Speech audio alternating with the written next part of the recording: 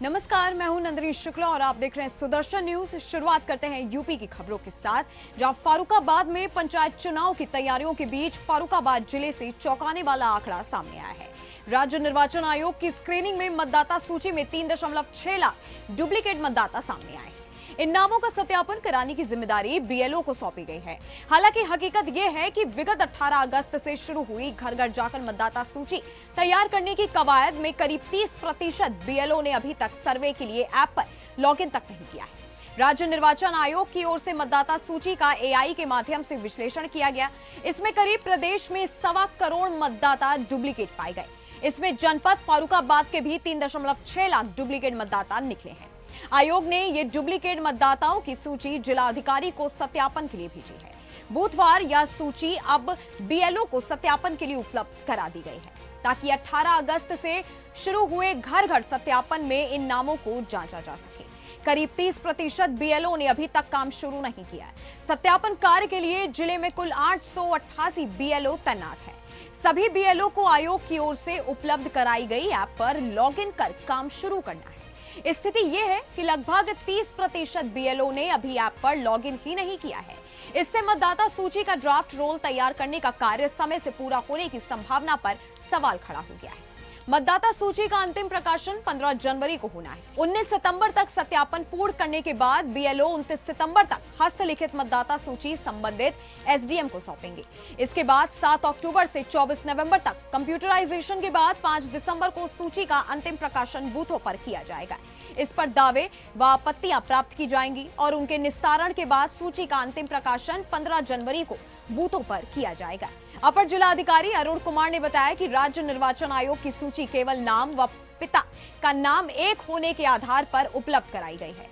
वास्तविक स्थिति सत्यापन के बाद ही साफ हो सकेगी। जनपद में फिलहाल बाढ़ का प्रकोप चल रहा है। जनपद के 162 गांव बाढ़ प्रभावित हैं। इसके अलावा भी कई गांव में आवागमन सुलभ न होने के कारण काफी बीएलओ अभी काम शुरू नहीं कर सके हैं। सत्यापन कार्य समय से पूर्ण कर लिया जाएगा। जिले में सूची भेजी है जिसमें 3,60,000 मतदाता ऐसे हैं जो एक ही मतदाता 4-4, 5-5 ग्राम पंचायतों में वोट बनवाए हुए है।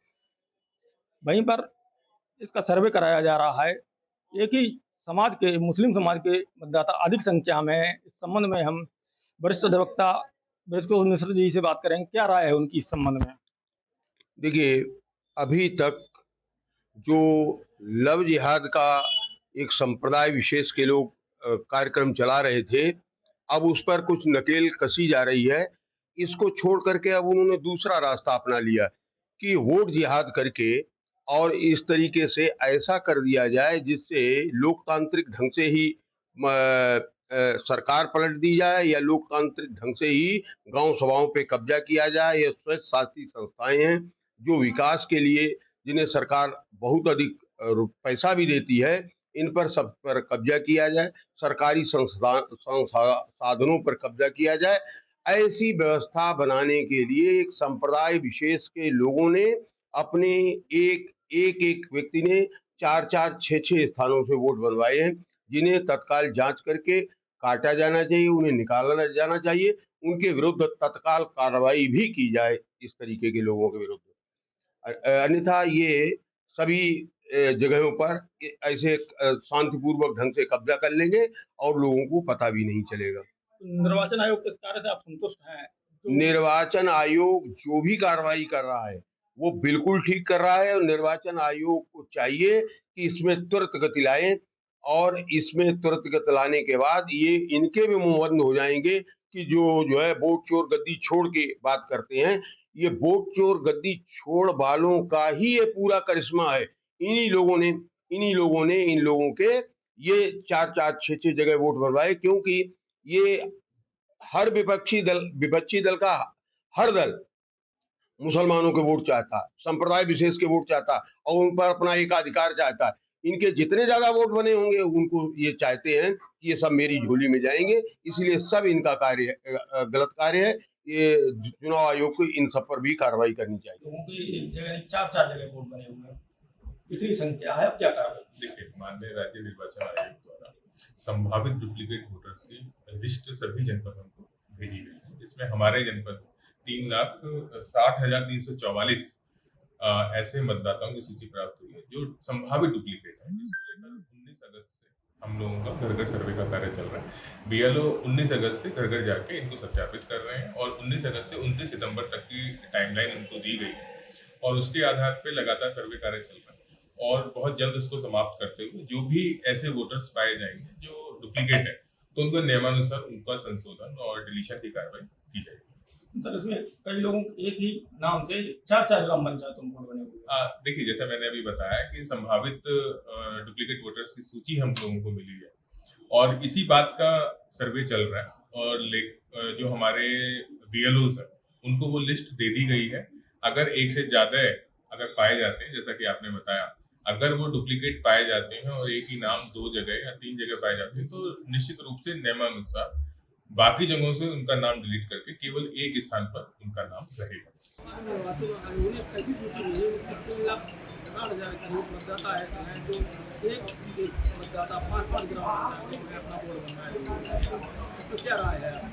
निश्चित रूप से भेजिए, उनके नाम पढ़ने चाहिए, चाहे वो किसी धर्म के हों, किसी जाति के हों, एक वोट देना चाहिए, ये नहीं होनी चाहिए, किसी के साथ पक्षपात नहीं है और दूसरे जो अलग अलग बंगाली है कहीं न कहीं दुराशा से हैं और उनकी मानसिकता गलत है और निश्चित रूप से काफी यूपी के वाराणसी में काशी में आई लव मोहम्मद के जवाब में संतों ने आई लव महादेव का शंखनाद किया।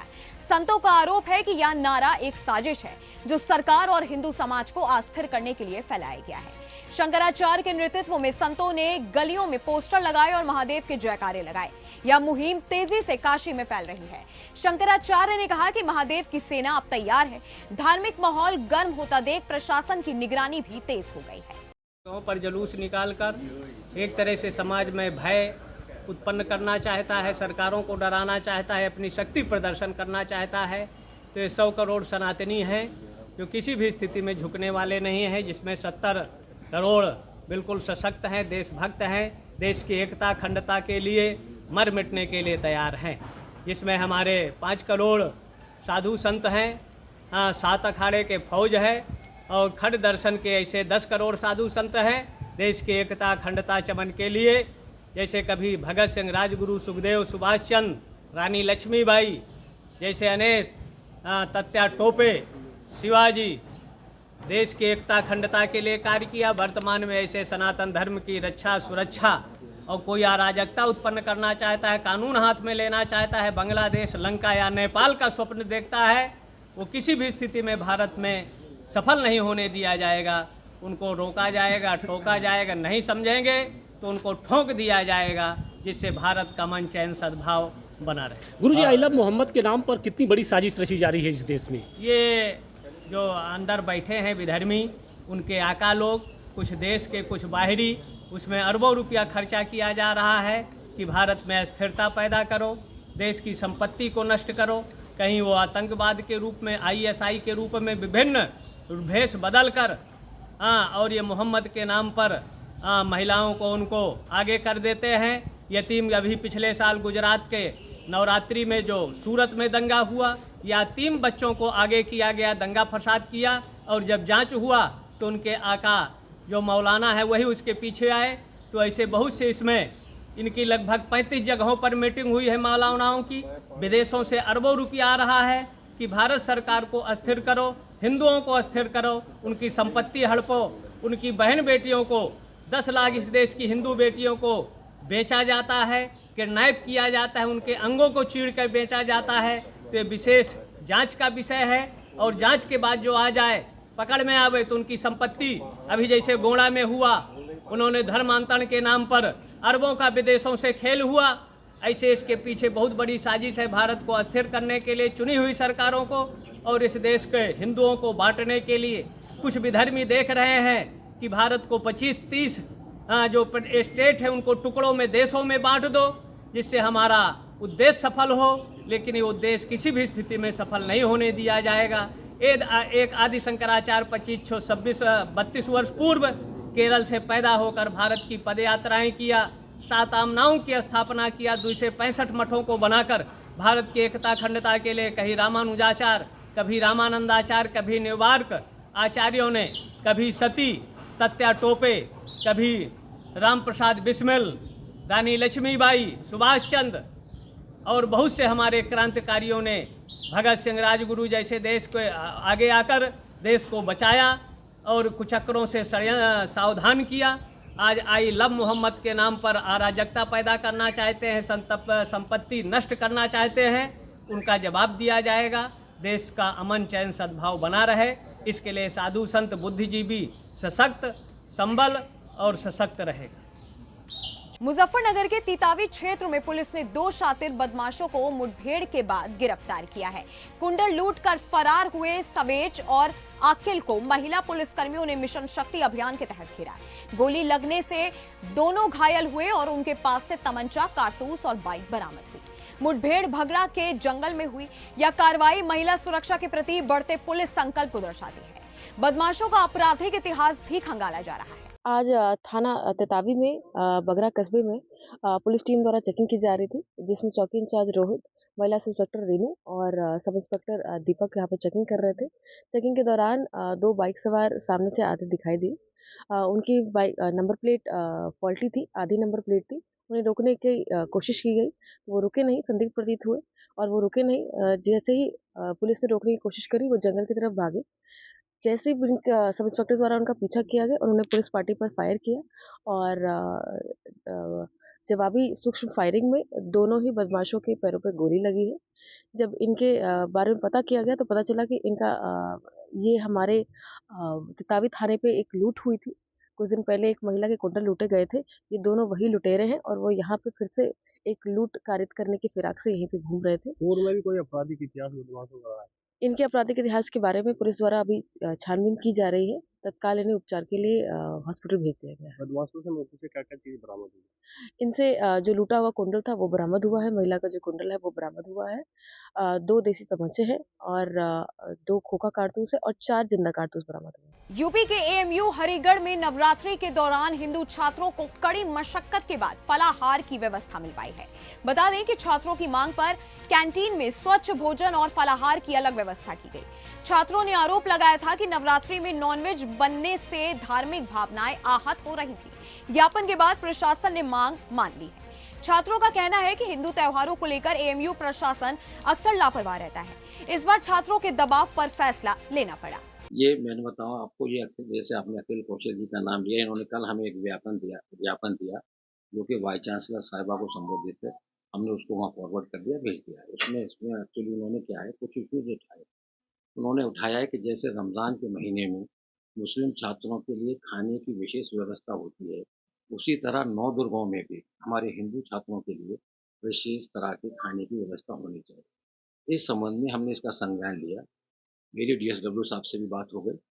डीएसडब्ल्यू साहब ने सारे हॉल के जितने भी प्रपोस्ट होते हैं उनको स्पेशल कंसर्न के लिए डायरेक्शन दे दिया। जहाँ तक अलीगढ़ मुस्लिम यूनिवर्सिटी का सवाल है, हमारे यहाँ हिंदू मुस्लिम दोनों तरह के छात्र मिलजुल कर रहते हैं। दोनों तरह के वेजिटेरियन और नॉन वेजिटेरियन खाना हर एक सारे छात्रों के लिए डेली बनाया जाता है, 3 टाइम्स। आज तक इस संदर्भ में कोई कंप्लेन हमको आज तक कोई प्राप्त नहीं हुई है।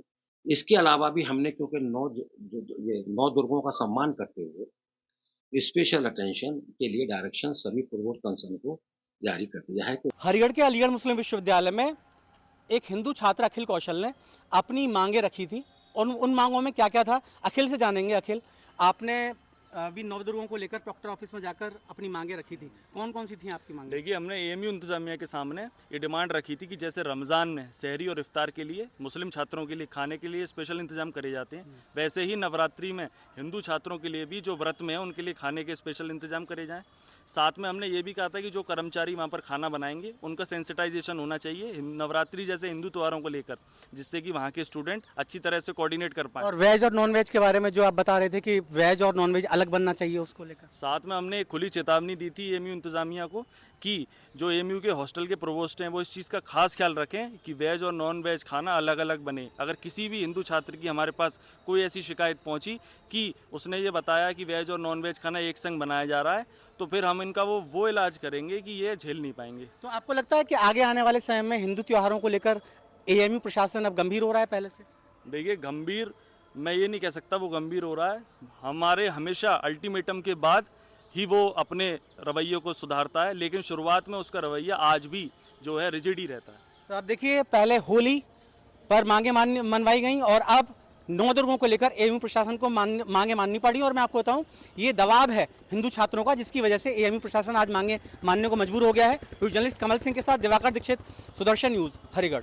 यूपी के वाराणसी के सिगरा और कैंट क्षेत्र में जिहादी मानसिकता के लोगों ने आई लव मोहम्मद के नारे लगाते हुए बिना अनुमति के जुलूस निकाला। इससे इलाके में तनाव फैल गया। पुलिस ने तुरंत कार्रवाई करते हुए 20 लोगों पर केस दर्ज किया है।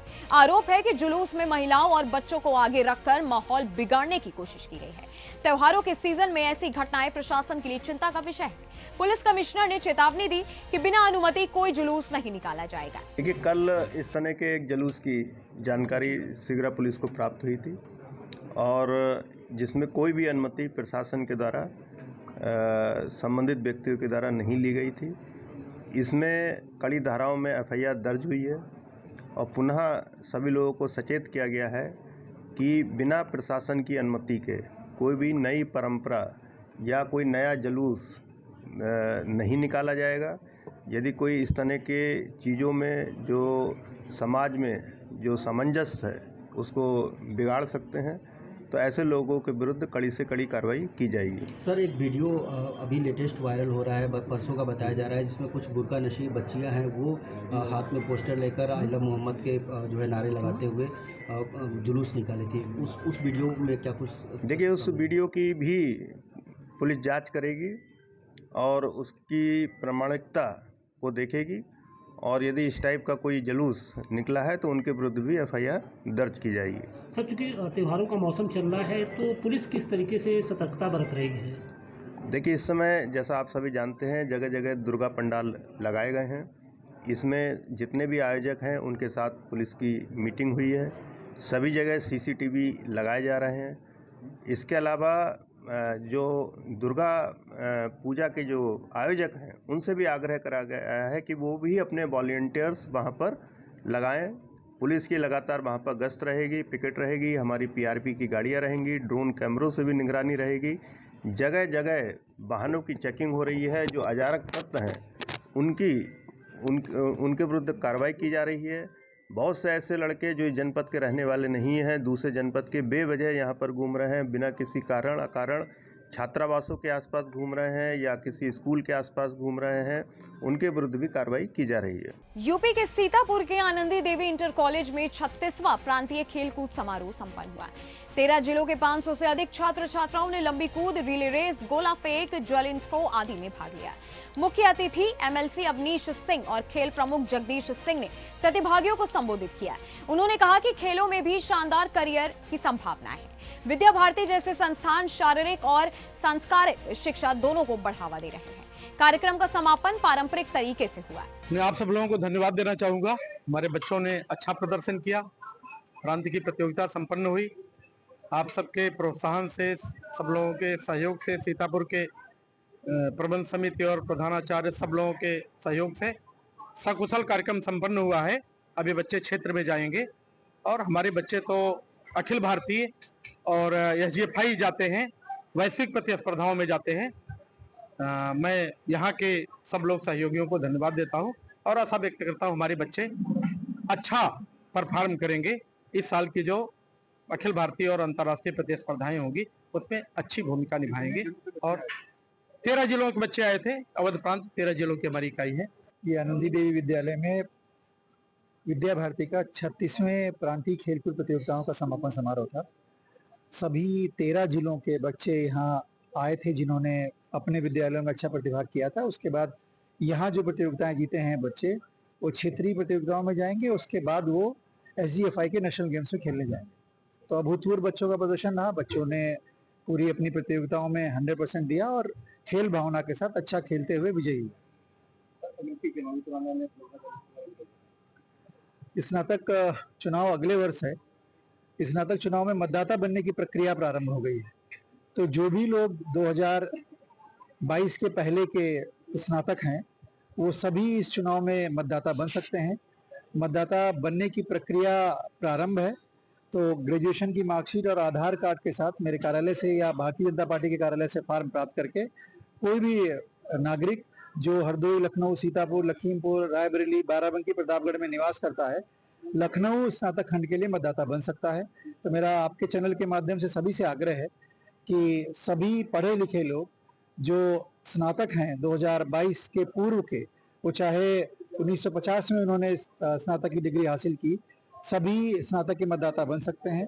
आप सबसे आग्रह है कि स्नातक के मतदाता बने और इस लोकतंत्र के महापर्व में अपनी सहभागिता सुनिश्चित करें। बहुत बहुत धन्यवाद। यूपी के लखीमपुर खीरी की गोला गोकर्णनाथ तहसील से सड़े फलों से जूस बेचने का मामला सामने आया है। सभासद राजेश वर्मा जूस पीने पहुंचे तो बदबू आने पर दुकान के अंदर सड़े फल मिले। दुकानदार मुस्लिम समुदाय का बताया जा रहा है, जो मौके से फरार हो गया। मौके पर भीड़ जमा हो गई और फूड इंस्पेक्टर को बुलाया गया। उन्होंने सख्त कार्रवाई का आश्वासन दिया।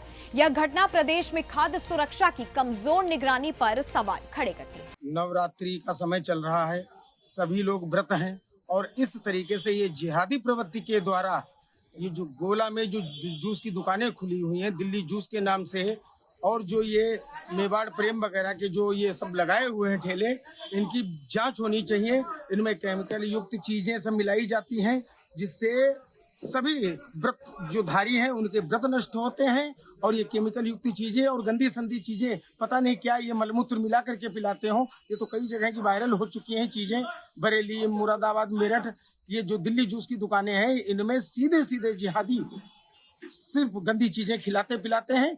सब सनातनियों को क्या इन जूस की दुकानों पर इनका परिचय पत्र, आधार कार्ड वगैरह प्रदर्शित है? मैं प्रशासन से अनुरोध करता हूं कि इन लोगों की जांच की जाए। इनके वहाँ किस किस चीज की जो है वो उसमें फलों में जूसों में मिलाया जाता है, और जो ये चौराहे वगैरह पर जो ठेला लगे हो इनकी आईडी की जांच की जाए, और ये जो दूध में मिला करके देते हैं उसकी जांच की जाए, क्योंकि इनसे जो है सिर्फ और सिर्फ बीमारियां ही पैदा हो रही हैं। यूपी के संभल में जामा मस्जिद से महज 150 कदम दूर वक्फ संपत्ति पर बना अवैध बेसमेंट को प्रशासन ने सील कर दिया। वक्फ बोर्ड ने पहले ही बिना अनुमति बनी इस दुकान को हटाने का आदेश दिया था। एसडीएम विकास चंद्र और तहसीलदार धीरेन्द्र सिंह की अगुवाई में कार्रवाई हुई। दुकान मालिक मौके से फरार मिला। यह कार्रवाई वक्फ संपत्तियों पर अवैध कब्जे रोकने के लिए उठाया गया बड़ा कदम है।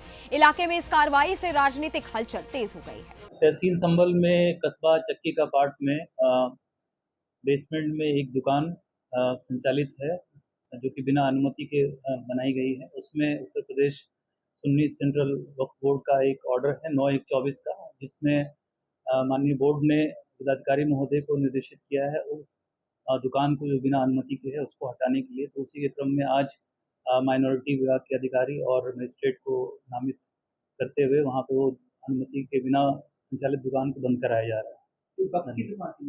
जी हाँ, बिना अनुमति के उसमें बनी है। कब से संचालित? काफ़ी समय से है। ये 9/1/24 को माननीय बोर्ड का ऑर्डर है, उस ऑर्डर के अनुपालन में आज कार्रवाई की। यूपी के चरथावल थाने की एसओजी और महिला पुलिस टीम ने संयुक्त ऑपरेशन में 2 शातिर लुटेरों को मुठभेड़ में पकड़ा। लाखन और अंकुर नामक बदमाशों के पास से तमंचा और लूटी गई बाइक बरामद हुई। दोनों हाल ही में महिलाओं से लूट की वारदातों में शामिल थे। ये बदमाश उत्तराखंड और यूपी में 1 दर्जन से अधिक मामलों में वांछित थे। महिला पुलिस की तत्परता और सटीक रणनीति से यह बड़ी कामयाबी हासिल। देखिए, पिछले दिनों तमाम जो महिलाओं के कुंडल लूटने और छीनने की घटनाएं, उनके स्नैचिंग करने की सूचनाएं मिल रही थी। इसी परिदृश्य में 3 टीमें लगाई गई थी। इसमें महिला मिशन शक्ति के तहत महिलाओं को भी लगाया गया था। इसमें सब इंस्पेक्टर्स हमारी लगाई गई थी, महिला सब इंस्पेक्टर्स।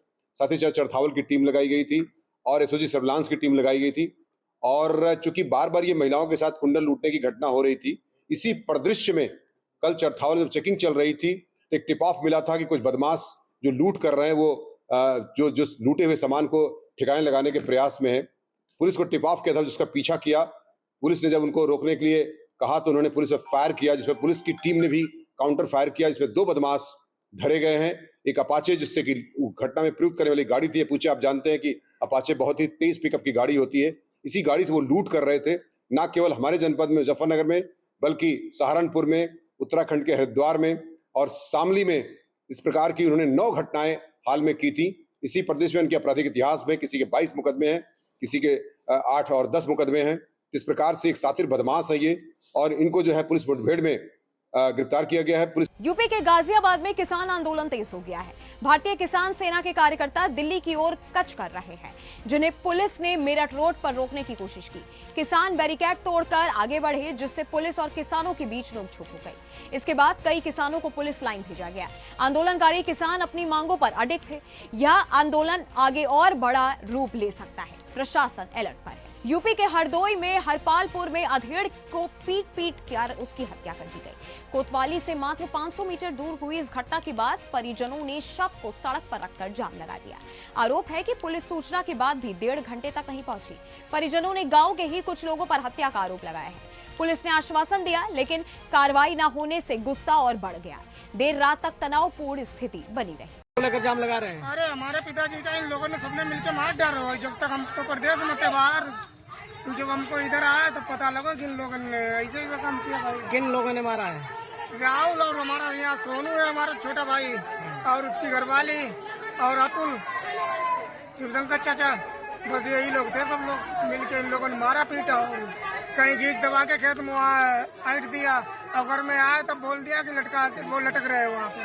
किसी दिन देखा भी नहीं, वो उतार के यहाँ ले आए घर पे। वो तहरीर दिया थाने पे? थाने पे तहरीर दिया भाई, कुछ भी नहीं हुआ, कुछ भी नहीं हुआ, कुछ भी नहीं हुआ। क्या करे पुलिस वाले ने खाली एप्लीकेशन ले ली, बस ऐसे बोल दिया है।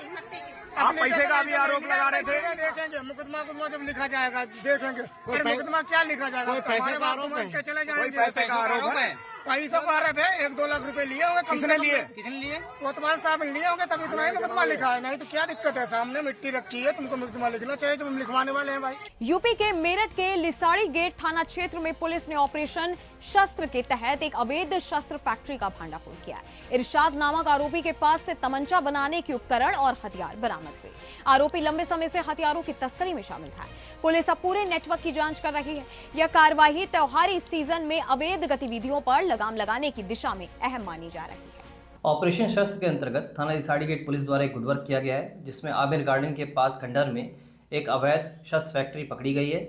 यहाँ मौके से एक अभियुक्त जिसका नाम इरशाद है गिरफ्तार किया गया है तथा 2 अभियुक्त भागने में कामयाब हुए हैं, जिनके नाम कसमू और शाहबाज है। मौके से हमें 4 तमंचे, एक ड्रिल मशीन, लोहे की चादर, स्प्रिंग इत्यादि और सामान बरामद हुए हैं, जो कि तमंचा बनाने में उपयोग होते थे। इरशाद एक अभ्यस्त किस्म का अपराधी है। ये पूर्व में भी बुलंदशहर से तमंचा फैक्ट्री में जेल जा चुका है।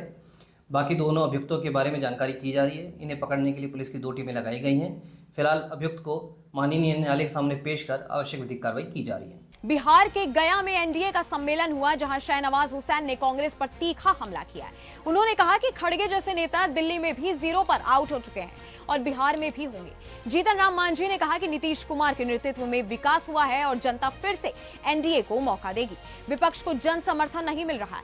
सम्मेलन में जन उत्साह साफ दिखाई दिया, जिससे एनडीए को मजबूती मिलने का संकेत है। देखिए, आज एनडीए के तरफ से एक कार्यकर्ता जो सम्मेलन हो रहा है, विधानसभा वाइज सम्मेलन, कार्यकर्ता सम्मेलन विधानसभा वाइज, उसका इमामगंज में आज सम्मेलन था और सम्मेलन में लोगों का उत्साह देख के लगता है कि एनडीए के पक्ष में यहाँ के लोग हैं। और इमामगंज का इतिहास भी रहा है कि हमेशा एनडीए 95 से लगातार यहाँ जीतती आ रही है। इसका कारण है यहाँ पर जो काम हुए हैं, जो एक क्षेत्र था, जिस तरह सा क्षेत्र था, जैसे ही क्षेत्र के बारे में लोगों को जाना जाता था बाहर में, अब क्षेत्र बदल चुका है, शांति है, विकास है, सब लोग आराम से रह रहे हैं। तो हम समझते हैं कि एनडीए के प्रति यहाँ पर पूरा उत्साह है और अगला चुनाव भी होगा, जो 25 का चुनाव होने जा रहा है। यहाँ से एनडीए प्रत्याशी, जो भी प्रत्याशी हैं, दीपा कुमारी अभी माननीय विधायिका हैं, वो भी चुनाव में आएंगे तो प्रचंड बहुमत से इस बार बहुत पिछली बार के ज़्यादा वोटों से चुनाव जीतेगी और बिहार के विकास में सहयोगी बनेगी। मध्य प्रदेश के सीधे जिले के संजय टाइगर रिजर्व में पर्यटन को बढ़ावा देने के लिए रीवा संभाग के कमिश्नर बीएस जामोद की अध्यक्षता में स्थानीय सलाहकार समिति की समीक्षा बैठक आयोजित हुई। बैठक में विधायक कुंवर सिंह टेकाम, कलेक्टर स्वरचित सोनवांशी और टाइगर रिजर्व संचालक अमित दुबे समेत सभी सदस्य शामिल रहे। कमिश्नर ने कहा कि पर्यटन विकास के लिए रिसोर्ट, जिप्सी और अन्य सुविधाओं का विस्तार जरूरी है। साथ ही निजी निवेशकों को भी आकर्षित किया जाए। बैठक में पर्यटक सुविधाओं, रोजगार सृजन और पर्यावरण संतुलन पर विशेष चर्चा हुई। यह पहल स्थानीय अर्थव्यवस्था को गति देने का प्रयास है। आज सलाहकार समिति की बैठक हुई और आज हमने ये चर्चा की है कि जितने भी हमारे टूरिस्ट आते हैं उन्हें किस तरह की और सुविधाएं मुहैया कराई जाए। वर्तमान में जो सुविधाएं हैं उसकी समीक्षा की और भी सुविधाएं बढ़ाने का निर्णय। मध्य प्रदेश के धार जिले के ग्राम पीपलखेड़ा में नवरात्रि के पावन अवसर पर मानवता को झकझोर देने वाली घटना सामने आई है। सुबह एक टी स्टॉल के पास केवल 10 दिन का नवजात शिशु लावारिस हालत में मिला। स्थानीय दुकानदार राजू भाई की सूचना पर ग्रामीणों और डायल 112 की टीम ने तत्परता दिखाई। शिशु को सुरक्षित भोज जिला अस्पताल भेजा गया, जहां डॉक्टरों ने उसकी हालत स्थिर बताई। केंद्रीय मंत्री सावित्री ठाकुर भी मौके पर पहुंची और इलाज की पूरी व्यवस्था सुनिश्चित की। यह घटना जहां इंसानियत की मिसाल बनी, वहीं समाज में उपेक्षित नवजातों की स्थिति पर गंभीर सवाल भी खड़े करती है। ये पीपलखेड़ा हाईवे से एक चाय की दुकान से मिली है, जिसपे 8:32 एक इवेंट आया था हमारे पास। मौके पे पहुंचे, बच्ची काउंटर पर थी। जैसे वहां से लेकर हम भोज हॉस्पिटल पहुंचे हैं, जहाँ इलाज हेतु रेफर किया। खबर मध्य प्रदेश के सीधी से है, जहां संजय टाइगर रिजर्व में हाथी महोत्सव का भव्य शुभारंभ विधायक कुंवर सिंह टेकाम द्वारा हाथियों की पूजा एवं फल अर्पित कर खैरी झील हाथी कैंप परिसर में किया गया। विधायक कुंवर सिंह टेकाम ने अपने उद्बोधन में वन्य प्राणी संरक्षण हेतु टाइगर रिजर्व प्रबंधन के प्रयासों की सराहना की और मानव वन्य प्राणी सहजीविता पर बल दिया। विधायक ने महावतों एवं चारा कटरों को टॉर्च, मच्छरदानी एवं बैग वितरित किए। इस अवसर पर संजय टाइगर रिजर्व के अधिकारी, कर्मचारी एवं ग्रामीण जन उपस्थित रहे। यूपी के फारुखाबाद के कंपिल थाना क्षेत्र की दुष्कर्म पीड़िता से राज्यसभा सदस्य और महिला मोर्चा की प्रदेश अध्यक्ष ने मुलाकात की। मामला कंप्यूटर सेंटर के संचालक और उसके साथियों द्वारा छात्रा से सामूहिक दुष्कर्म और जबरन धर्मांतरण के दबाव का है। राज्यसभा सदस्य ने पीड़िता और परिजनों से बंद कमरे में बात की और कठोर कार्रवाई का भरोसा दिया। उन्होंने कहा, सरकार महिलाओं की सुरक्षा के लिए प्रतिबद्ध है। इस दौरान उन्होंने पुलिस और राजस्व विभाग के अधिकारियों से भी चर्चा की। सपा अध्यक्ष अखिलेश यादव पर निशाना साधते हुए कहा कि समाजवादी पार्टी अपराधियों को संरक्षण देती है। पुलिस की कार्रवाई पर भरोसा, हमारे को कुछ गुमराह किया जा रहा है। क्या गुमराह ये किया जा रहा है, यहाँ कुछ भी नापकूद हो रही है, कहीं का होना चाहिए और कहीं का दिखा दिया जाता है। क्या चाहते हैं? हम चाहते हैं उस कंप्यूटर सेंटर पर जेसीबी चलनी चाहिए। आपकी नज़र कठोर कार्रवाई होनी चाहिए। कठोर कार्रवाई उनके खिलाफ कम से कम अब जेसीबी चलनी चाहिए। अगर प्रशासन ने कर तो आगे फिर और ऊपर तक जाएंगे।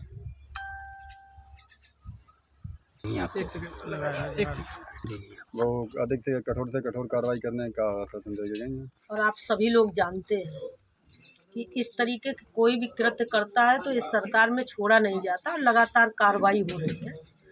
और विधायक जी भी लगे, यहाँ के सारे भारतीय जनता पार्टी के नेता लगे हुए, एक एक चीज़ पे निगरानी है। निश्चित तौर से इन लोगों का यही कृत्य है। और मैं आपसे भी कहना चाहती हूँ कि इस तरीके से ये इस लड़की से मेरी बात हुई तो लव जिहाद वाला मामला निकला, धर्म परिवर्तन के लिए प्रेशर बनाया गया, तो इस पे भी आप निकाल के आइए। और निश्चित तौर से जिस तरीके से संरक्षण समाजवादी पार्टी के लोगों को मिला हुआ है, तो आप देखिए कि उनका कृत्य क्या है। अभी मैं कल देख रही थी, अखिलेश यादव जी कह रहे हैं कि वो छूट के आए आजम खान रिहा हुए तो बड़ी खुशी मना रहे, तो कह रहे थे कि मेरी सरकार आएगी तो मैं सारे मुकदमा ख़त्म कर दूंगा। तो उनका ये कृत्य है। और भारतीय जनता पार्टी में इस तरीके से चाहे किसी जात धर्म, किसी समुदाय की लड़की हो और कोई भी व्यक्ति हो, सबके साथ न्याय किया जाता है। और मैं विश्वास दिलाती हूँ, मेरी बात प्रशासन से भी हुई, अभी राजस्व से भी बात हुई विभाग से, जो भी उचित कार्रवाई होगी की जाएगी। जो पीड़िताएं हैं उनको भी आगे आना चाहिए और सहयोग करना चाहिए सरकार का, कि इस तरीके से जो कृत्य कर रहे हैं, जिस तरीके से कंप्यूटर का कोर्स का बहाना देके और वहाँ लव जिहाद का बड़े खुलेआम कर रहे हैं, तो उन पीड़िताओं को भी आना चाहिए आगे। अगर जो वो पीड़िताएं आती हैं तो मैं आपको विश्वास दिलाती हूँ, योगी आदित्यनाथ जी और हमारी सरकार पूरी तरीके से कार्रवाई करने को तैयार, और कार्रवाई हो भी रही है। प्रदेश में महिला भी जानते हैं कि 2017 के पैसे पहले उत्तर प्रदेश में कितनी अराजकता फैली हुई थी। मैं जिस जगह से आती मैं तो अपने आंखों से देखा था। मैंने तो एक लड़की को भी छुड़ाया था इन्हीं समाजवादी पार्टी के गुंडों से। और निश्चित तौर से जब उत्तर प्रदेश में भारतीय जनता पार्टी की सरकार बनी और उत्तर प्रदेश में योगी आदित्यनाथ के नेतृत्व में जब सरकार आई तो उन्होंने सबसे पहले प्रदेश की बेटियों के लिए, बहनों के लिए उन्होंने सबसे पहले एंटी रमी स्क्वाड ही बनाया कि बेटियों को और बहनों को सम्मान मिले, सुरक्षा मिले। और वो पूरी तरीके से है। अगर जो ऐसे कहीं कहीं छुप के ये लोग करते हैं तो सामने जो मामला आ रहे हैं उनको बख्शा नहीं जाएगा। मैम अभी तक जो चल रही, मैंने अभी बात भी की है, जो कार्रवाई चल रही कठोरतम कार्रवाई होगी, आने वाले समय में आपको देखने को मिलेगी। उत्तर प्रदेश के कानपुर घाटमपुर से खबर है। आपको बता दें कि कानपुर घाटमपुर में विशाल मानसिक स्वास्थ्य का कैंप लगाया गया और कैंप लगाकर निःशुल्क जांच की गई। भीतरगांव सीएससी में कैंप लगाकर मुख्यमंत्री जी की मुहिम को सफल बनाया गया। घाटमपुर के भीतरगांव सीएचसी में हर वर्ष लगने वाले मानसिक स्वास्थ्य कैंप का आयोजन इस वर्ष भी विशाल रूप से किया गया।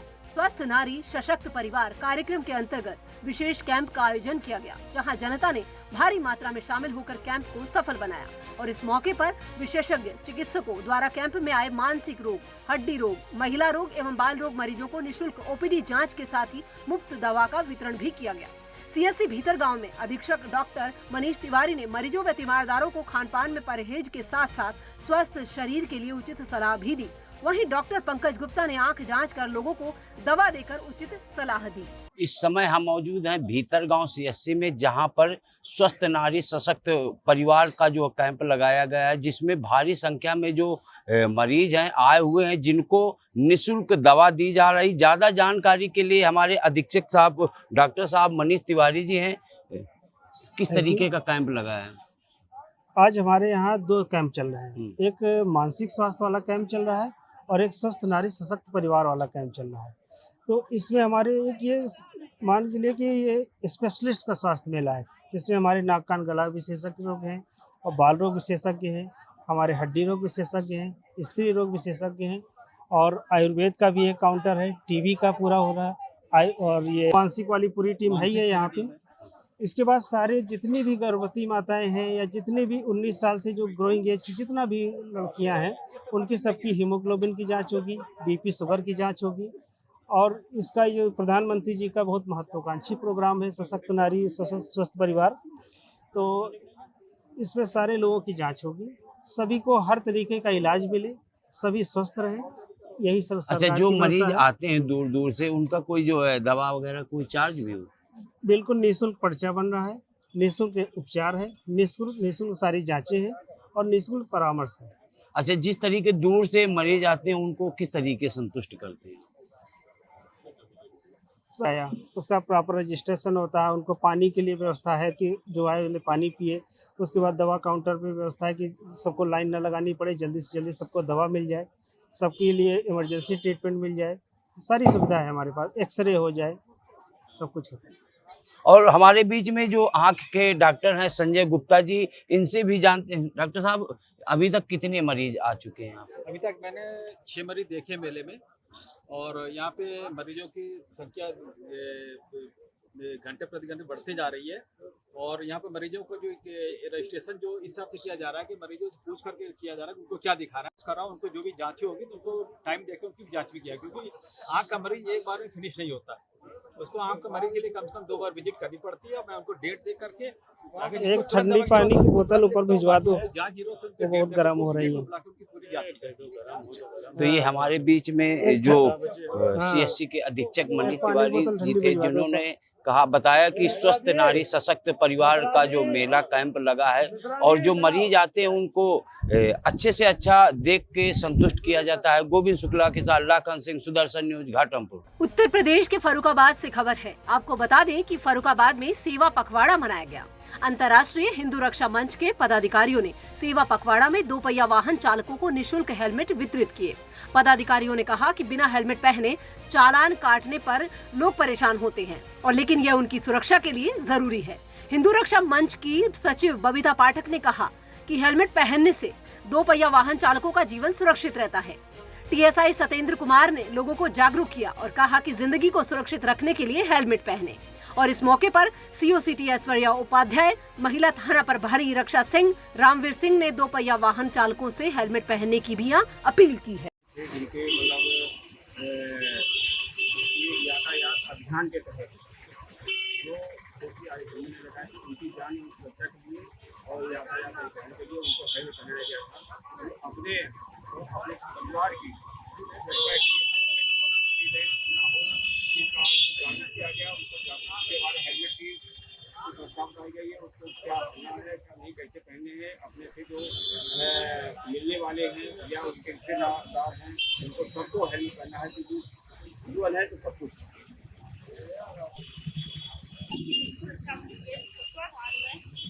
आयोजित यहाँ पर कार्यक्रम जो हुआ है सेवा पखवाड़ा के तहत माननीय मोदी जी के जन्म उपलक्ष्य के 15 दिन का पखवाड़ा चल रहा है। उसी के उपलक्ष्य में आज अंतर्राष्ट्रीय हिंदू रक्षा मंच के सभी पदाधिकारियों ने मिलकर यातायात नियम के जागरूक करते हुए यहाँ पर हेलमेट वितरण का कार्यक्रम किया है और लोगों को हेलमेट वितरण किए। यहाँ पर जो लोग जिस हेलमेट नहीं था उनका चालान होने के कारण लोग होते हैं, तो इससे उनका चालान भी बचे, उनका जीवन भी बचे, इसलिए आज हम लोगों ने यहाँ पर हेलमेट वितरण का कार्यक्रम किया है। सभी लोगों का बहुत बहुत सहयोग रहा, एससीओ मैडम का और सीओ सिटी, इनका सभी लोगों का सभी का सहयोग रहा है।